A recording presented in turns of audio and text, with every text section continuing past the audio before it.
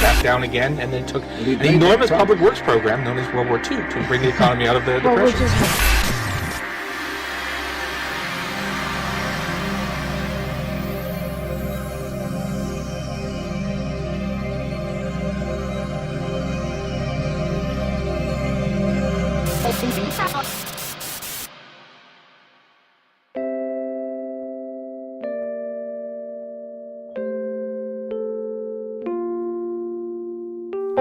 What is the broken window fallacy? It all starts when a hooligan decides to throw a brick through the local baker's window.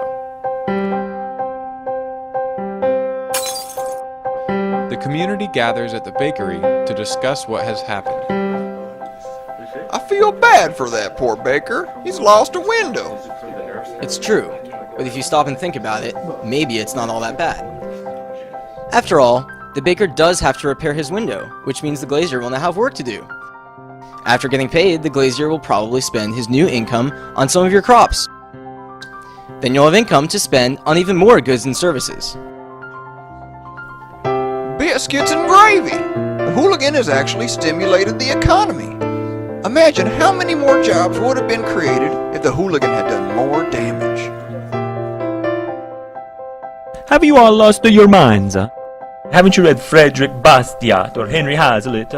You're only focusing on what's seen, the money I will spend repairing the broken window, or while you will ignore what's unseen, the money I would have spent on a new suit. The tailor would have also spent his new income on some of your crops, a farmer giving you more income to spend on other goods and services. The only difference is that I would have had both my window and a new suit, whereas now I only have a window. This hooligan has cost our community a new suit. The story of the hooligan shows us that physical damage destroys wealth. After all, if the hooligan's act actually did stimulate the economy, then society would have been better off if he had destroyed the sign, the building, and the rest of the town. But the broken window fallacy is much more prevalent than it may first seem.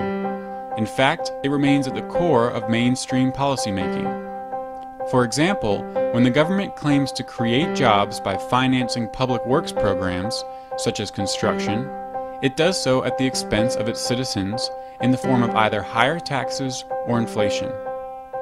The citizens would have spent their tax dollars on other goods and services, like refrigerators or surfboards or movie tickets, which would have increased job growth in those industries. Because these goods will never be produced, however, these potential jobs remain unseen. But they are no less real and no less important as the jobs that we do see.